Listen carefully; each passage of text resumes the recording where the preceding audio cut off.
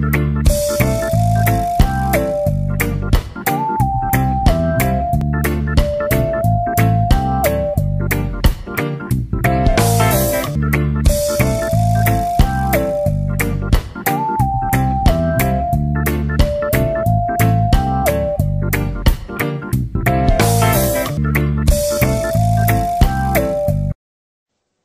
son las abuelas de Plaza de Mayo? Espera, antes volvamos a lo que pasó mucho tiempo atrás. A 1976, el año en que un grupo de militares tomó el poder por la fuerza, instaurando una dictadura que sembró el terror en todo el país. ¿Y qué es una dictadura, señora República? Una dictadura es cuando alguien toma el poder sin ser elegido por el pueblo y no respeta los derechos de las personas ni la Constitución. Por suerte llegamos nosotros y ordenamos todo. Tenemos la misión de cuidar la patria y su aristocracia.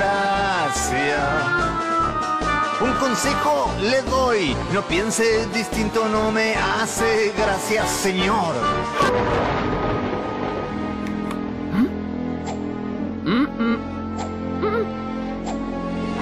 Comunicado número 1 de la Junta Militar. Se comunica a la población que a partir de la fecha el país se encuentra bajo el control operacional de la Junta Militar formada por el Teniente General Videla, el Almirante Macera y el Brigadier Agosti. Se recomienda a todos los habitantes el estricto acatamiento a las directivas que emanen de autoridad militar, así como evitar acciones y actitudes que puedan exigir la intervención drástica del personal en operaciones. Bueno, en realidad, como ha habido mucho desorden en los últimos años, hemos decidido tomar el poder por la fuerza y suspender algunas garantías. Esto es un golpe de Estado y no se respetará la Constitución Nacional. Sí, y volverá a reinar la paz recién cuando la gente que piensa diferente se haya ido del país o no pueda pensar más. Los dictadores usaron todo el poder del Estado para capturar a quienes pensaban diferente. Estudiantes, obreros, comerciantes, intelectuales, guerrilleros, artistas, padres y madres, muchas de ellas embarazadas. Cuando los capturaban, si tenían hijos pequeños, se los quitaban y se los entregaban a otras familias. Les inventaron nuevos nombres y así se aseguraron que nunca supieran la verdad. ¡Se los robaron! Así es, niño que lo sabe todo. Eso se llama apropiación y es un delito. No solo secuestraron a sus padres, sino que les quitaron a sus hijos el derecho a la identidad. ¿Y cómo hicieron para recuperarlos, abuela de Plaza de Mayo? Las madres de los desaparecidos lucharon para saber qué había sido de sus hijos. Y además, las abuelas, luchamos para encontrar a nuestros nietos que fueron apropiados por otras familias en forma ilegal. Es hora de preguntar, es hora de reclamar, nos tienen que contestar, no podemos esperar. ¿Y la democracia dónde está? Queremos vivir en libertad. Prohibido está pensar, hablar, cantar, votar. No nos dejan ni soñar. ¿Cuánto falta? ¿Cuándo al fin se irán? ¿Y dónde está la libertad, la democracia y la igualdad? No nos dejan decidir a quién queremos votar. Basándonos en hechos históricos, podemos contarles que en 1930, a lo largo de la historia argentina, alternaron gobiernos democráticos, elegidos por el pueblo, con otros gobiernos denominados de facto o dictaduras. Esto quiere decir que un grupo de personas decidieron tomar el poder por medio de la fuerza. Estos procesos contaron siempre con la participación de grupos militares y grupos civiles, que, como no llegaban al gobierno por la vía democrática, entonces descubrían en esta modalidad de acceso al poder la posibilidad de que sus intereses económicos, políticos y sociales no se vieran favorecidos. Luego de casi 2 años de gobierno, el 24 de marzo de 1976, Isabel Perón fue detenida por las Fuerzas Armadas y trasladada a Neuquén. Visto el estado actual del país, proceden a hacerse cargo del gobierno de la República una junta de comandantes. ¿Quiénes la integraban? Integrada por el teniente general Jorge Rafael Videla, el almirante Eduardo Emilio Macera y el brigadier general Orlando Agosti. Esta junta designó a Videla como nuevo presidente de facto, jurando por Dios y los santos evangelios desempeñar con lealtad y patriotismo el cargo de miembro de la Junta Militar y observar y hacer observar finalmente los objetivos básicos y el estatuto para el proceso de reorganización nacional y la Constitución de la Nación Argentina. ¿Y por qué lo hicieron? La justificación del golpe en la proclama es la imposibilidad de la recuperación del proceso por sus vías naturales. También acusaban al gobierno de Isabel de no tener una estrategia global para enfrentar a la subversión, de falta de ejercicios éticos y morales, de la irresponsabilidad en el manejo de la economía que llevó al agotamiento del aparato productivo, a la especulación y corrupción generalizada, etc. Otra de las cosas que dijeron fue que no iban a tolerar la corrupción o la venalidad bajo ninguna forma o circunstancia, ni tampoco cualquier transgresión a la ley, aunque obviamente estas fueron todas falacias. ¿Qué querían hacer? Entre los objetivos del golpe se encontraba que querían concretar una soberanía política, basada en el accionar de instituciones constitucionales que prefieran siempre el interés nacional, aunque lo que realmente pasó fue la transformación de la sociedad argentina, impulsando la represión, además de querer terminar con las guerrillas que crecían día a día. Se impuso el terrorismo de Estado, que, en vez de enfrentar las acciones guerrilleras, desarrolló un proyecto planificado, dirigido a destruir toda forma de participación popular. El general Videla tomó empresas y fábricas estatales importantes, prohibió partidos políticos, censuró a los intelectuales y artistas, se formaron las llamadas listas negras, intentando controlar la sociedad hasta en la forma de vestirse. Se inauguró el proceso autoritario más sangriento que registra la historia de nuestro país. Estudiantes, sindicalistas, intelectuales, profesionales y otros fueron secuestrados, asesinados y desaparecieron. Mientras tanto, mucha gente se exilió. Me perdí entre la noche y el día, entre tormenta y terror. Noches duras, tardes frías, mañanas de dolor, de despertar y que no estés ahí, tristeza y desesperación, gritos en la madrugada, oscuridad en el corazón, 30.000 luces apagadas. Durante la década de 1970, La Plata fue una de las ciudades más castigadas por el terrorismo de Estado, gracias a su gran cantidad de universitarios y la diversidad de activismo político, como así también a un plan sistemático que puso los recursos del Estado al servicio de un mecanismo represivo, implicando el uso de la violencia que ejerce el gobierno en contra de los ciudadanos para alcanzar sus objetivos económicos, políticos y sociales, llamado clandestinidad. También el terrorismo de Estado se puede definir como territorialidad, porque se veía en aquella época la estructura del ejército argentino, siendo utilizados para la política represiva dentro de un área geográfica y también para el comando de zona de la misma área. Estos, luego de asesinar a una persona, ya no eran responsables del cuerpo, desentendiéndose de él y terminando con su tarea. ¿Y el Estado no hacía nada? El Estado asesinaba con una mano y escribía con la otra, porque abandonaba los cuerpos y mostraba esto como un fenómeno de identidad desconocida en la vía pública, llamándose luego como NN, sin nombres, en cementerios. El poder totalitario nunca asumió la responsabilidad del acontecimiento, negó su propia práctica de burocratización de la muerte. Para ellos no hay nombres, no hay cuerpos, no hay muertos, no hay archivos, no hay responsables. ¿Cómo encontraban a las personas? Gracias al trabajo en laboratorios, a principios de los años 90 se pueden realizar testeos genéticos, es decir, recuperar material genético de los restos y de las muestras de los familiares, ya sea de sangre, de saliva o de otros tejidos, para establecer la identidad. Quizás esto la detenga y la empuje a reencontrarse hasta conocer su nombre y el origen de su sangre. Hay tanto chico perdido, tanto asesino suelto, pero cansó la mentira y está el corazón abierto. No podemos olvidarlo, a nacido en cautiverio, entre tanto sufrimiento en aquel pozo siniestro. De saber que no es quien es, de saber que no es quien es, de saber que no es quien es, de saber que no es quien es. Esta dictadura trajo muchas consecuencias en nuestra ciudad, y sobre todo fue el delito de lesa humanidad imprescriptible de desaparición forzada de personas por ser opositoras del gobierno y consideradas un peligro para el mismo. Para localizar y restituir todos los niños secuestrados, desaparecidos, se forma la Asociación Civil Abuelas de Plaza de Mayo, creando las condiciones para prevenir la comisión de ese crimen y obtener el castigo correspondiente para todos los responsables. ¿Quiénes fueron las abuelas?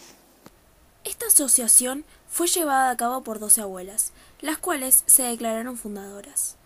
Mirta Baravalle, Celia Califano, Eva de Castillo Barrios, Alicia de la Cuadra, Vilma de Gutiérrez, Clara Jurado, Heidi Lemos, María Isabel Chorovic de Mariani, Raquel Radio de Mariscurrena, Beatriz Aicardi de Nehuagus, Leontina Puebla de Pérez y María Eugenia de García Irureta Goyena. En La Plata se sufrieron muchos secuestros de embarazadas o mujeres con niños recién nacidos. Por lo tanto, las denuncias aumentaban mutuamente en la Casa Central, hasta que el 9 de noviembre de 1985 se alquiló un local en la calle 43 entre 12 y 13 para iniciar la filial en La Plata de Abuelas de Plaza de Mayo.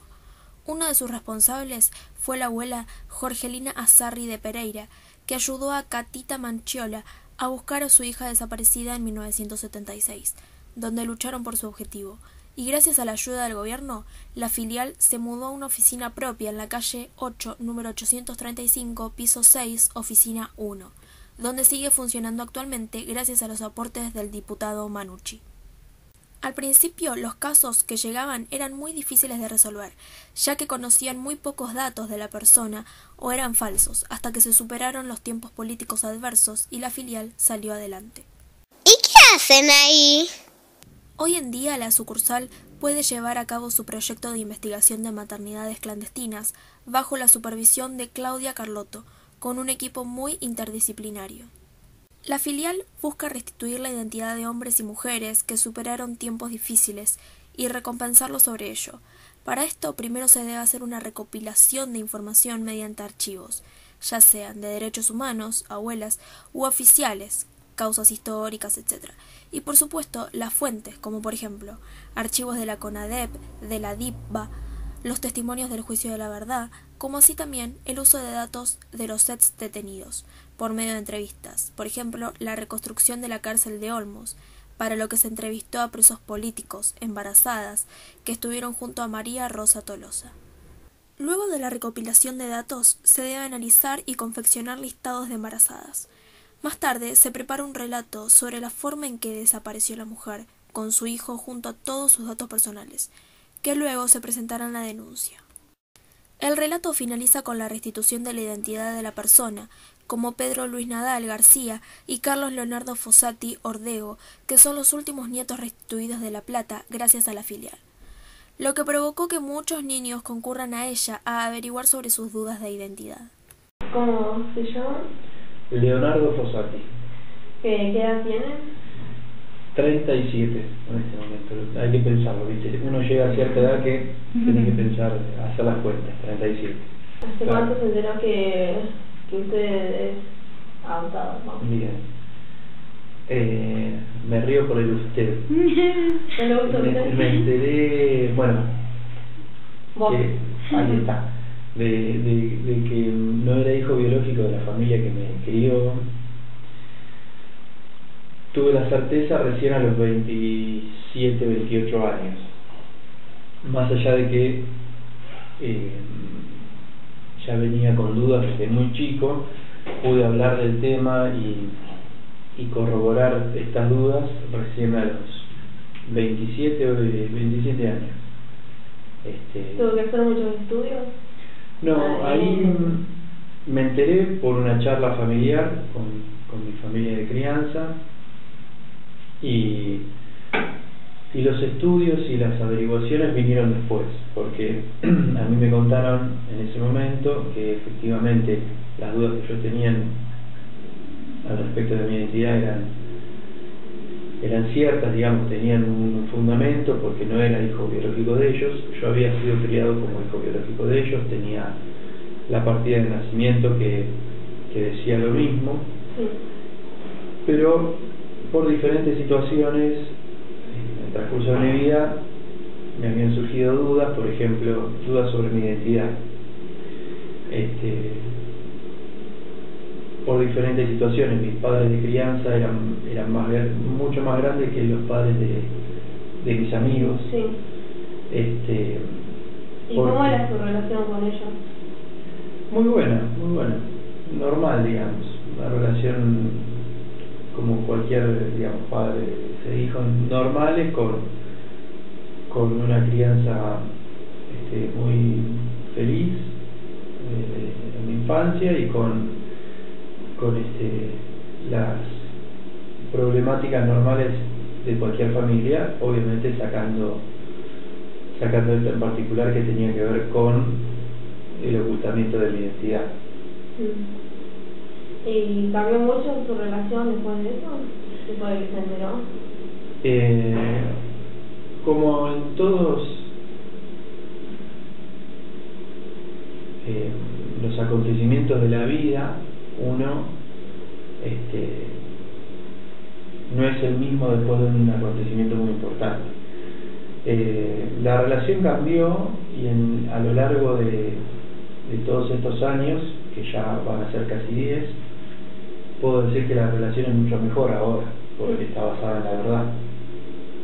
Y sobre todas las cosas porque en el caso de mi crianza, a ellos no conocían mis orígenes, no sabían que yo había sido robado, que había nacido en cautiverio y que mis papás están desaparecidos, sino que ellos me fueron a buscar a la casa de una partera que vivía en el barrio donde después me crié.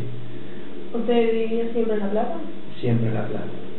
Y esta partera les comentó que yo había sido abandonado. Ellos estaban buscando adoptar hacía unos años, la habían contactado a ella, y bueno, ella después los contactó a ellos comentándoles que había un bebé que había sido abandonado por una chica muy joven que había venido a estudiar a La Plata. Ellos creyeron esa historia y fue por eso que me fueron a buscar ahí. Este es un motivo por el cual también yo tengo buena relación con ellos. Ella falleció. Ella, mi mamá de crianza, digamos, está viva y tengo buena relación, porque obviamente, por esto que te cuento, porque si hubiese sido diferente seguramente no tendría buena relación, sabiendo de que ellos me robaron o sabían de mi origen y no me habían dicho nada y demás. Sí. ¿Y usted, bueno, participa en alguna organización apoyando la búsqueda de personas desaparecidas? Sí, estoy acá en Abuela, de Plaza de Mayo, trabajo acá en la filial de La Plata, colaborando con la búsqueda de las abuelas. ¿Y qué opina de la lucha que llevan día a día las abuelas de Plaza de Mayo? Bueno, para mí es un orgullo, y yo voy a estar eternamente agradecido a las abuelas porque gracias a ellas pude conocer esta verdad.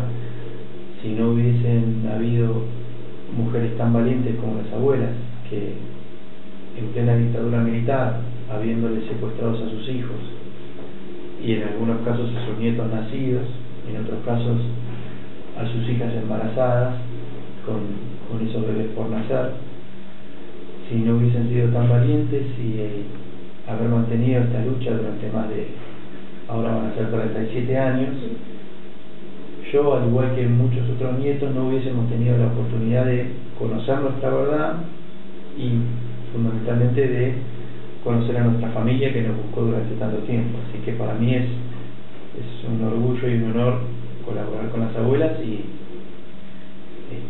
¿cómo se llama su abuela? Que sigan trabajando las abuelas en esa búsqueda. No, todo bien. Mi abuela no participa de Abuelas de Plaza de Mayo. Mi abuela paterna ya falleció y mi abuela materna vive, se llama María Esther. Ella fue la que... Ella, junto con el resto de mi familia, hizo la denuncia de la desaparición de mi mamá, que estaba embarazada, y de mi papá, que en ese entonces tenía 22 años. ¿Cómo trabajan en la familia? Trabajamos de muchas formas diferentes, igual que en la sede central de Abuelas en Capital. Se recibe a las personas con dudas, se atiende obviamente cada caso en particular, se reciben denuncias de manera anónima o denuncias de un vecino o un amigo que duda sobre la identidad de una persona porque vienen y nos cuentan que hace 35 años se acuerdan que un vecino de un día para el otro apareció con un bebé y que lo anotó como propio, entonces se inicia una investigación por intermedio de la diferente documentación que se va obteniendo, y si no, las presentaciones espontáneas, que es lo que generalmente sale en televisión, y que así fue mi caso de cómo yo llegué a saber sobre mi identidad. Me acerqué a Abuelas, acá a la filial,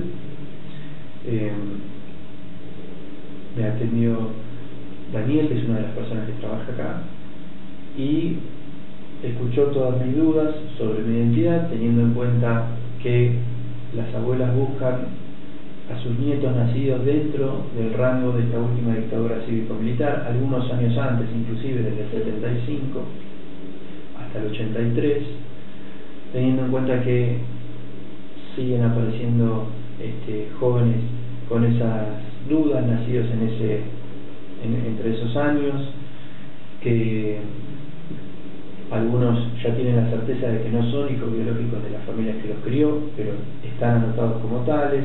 En otros casos aparecen otros ejemplos, adopciones legales.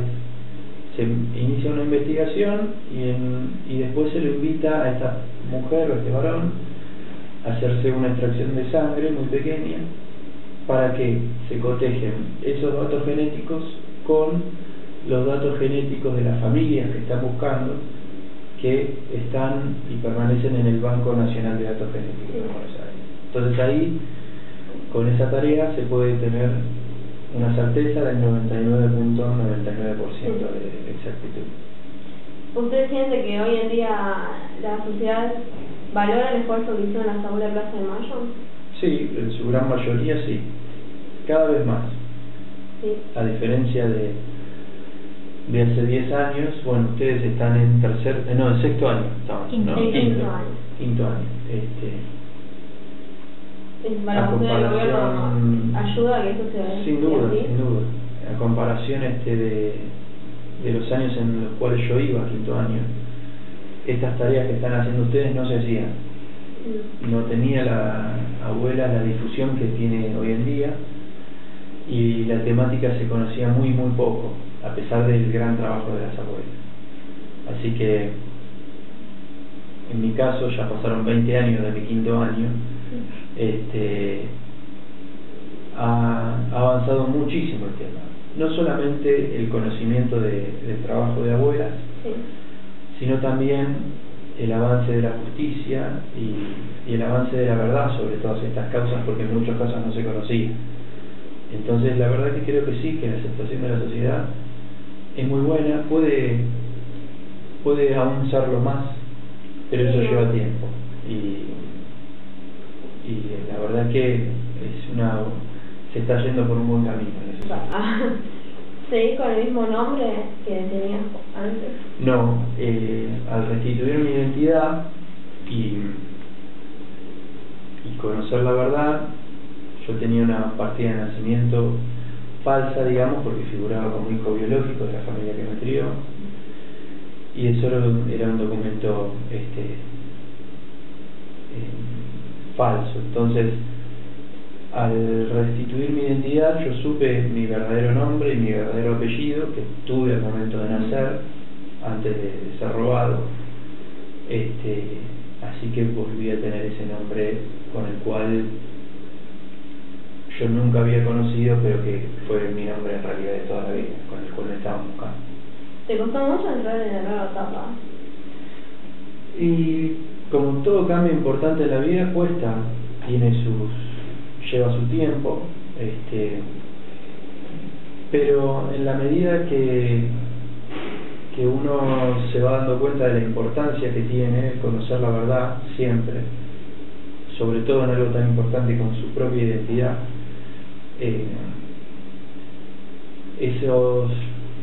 esas dificultades que tienen los grandes cambios, a su vez te van llevando por el buen camino, y después siempre es mucho mejor porque te permite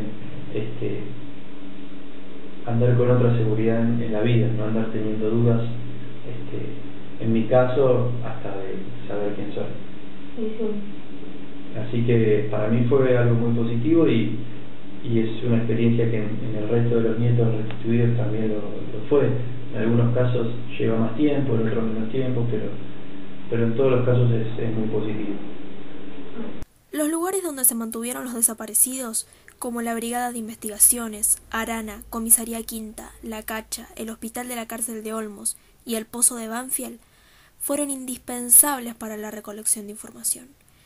Hay mujeres embarazadas que aún no han sido identificadas, porque se recolectaron muy pocos datos de ella, por ejemplo un apodo, Ángela Daniele, Cárcel de Olmos, y un cuerpo de infantería policía bonaerense. Luego se procede al juicio por la verdad, que es un tiempo de investigación sin efectos penales en la Cámara Federal de La Plata, con el fin de averiguar qué pasó con los desaparecidos de la provincia durante la última dictadura y descubrir quiénes fueron los responsables del genocidio. Desde 1993 en el Tribunal de La Plata se toman audiencias públicas todos los miércoles. Ya hay 2.200 expedientes y más de 300 declaraciones. El soporte de la investigación de la filial de La Plata no se encuentra solo en papel, sino que básicamente es digital, en el que se puede entrar cualquier cambio y encontrar relatos de mujeres embarazadas, que anteriormente fueron detenidas. También sirvió para mostrar las conexiones que había en estos centros de tortura. Para esto hay planos, gráficos, etc. Hoy la gran mayoría de los nietos ya son padres, entonces las abuelas ya no buscan solo a sus nietos, sino también a sus bisnietos, que sufren la misma violación de su derecho a la identidad. Los derechos fundamentales como la libertad, la alimentación, la vivienda digna, el trabajo, la salud, la educación son fáciles de comprender y apreciar, no requieren de grandes explicaciones para que se entienda su razón. Sin embargo, hay un derecho fundamental que no se ve a simple vista. Ese es el derecho a la identidad, el derecho de cada uno a saber quién es. En la Argentina, no todos saben verdaderamente quiénes son. Fue el Estado el que violó ese derecho. Este hecho histórico pone en evidencia que el derecho a la identidad debía ser explicitado para que se lo considerara un derecho humano fundamental, y por lo tanto pasaba a ser responsabilidad de los estados garantizarlo.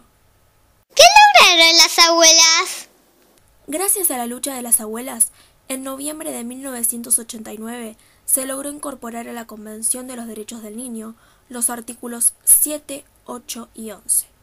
El artículo 7 dice que el niño será inscripto inmediatamente después de su nacimiento y tendrá derecho desde que nace a un nombre, a adquirir una nacionalidad, y, en la medida de lo posible, a conocer a sus padres y a ser cuidado por ellos, como así también los estados partes se comprometen a respetar el derecho del niño a preservar su identidad, incluidos la nacionalidad, el nombre y las relaciones familiares de conformidad con la ley sin injerencias ilícitas. El artículo 8 dice que cuando un niño sea privado ilegalmente de algunos de los elementos de su identidad o de todos ellos, los estados partes deberán prestar asistencia y protección apropiadas con miras a restablecer rápidamente su identidad. Y por último el artículo 11, que dice que los estados partes promoverán la concertación de acuerdos bilaterales o multilaterales o la adhesión a acuerdos existentes. Las abuelas de Plaza de Mayo y otras entidades se encargan de que el recuerdo del último y peor gobierno militar por su censura, excesiva violencia, tortura y los 30.000 desaparecidos quede en el olvido, y que sea una experiencia que no se debe repetir. Nunca más.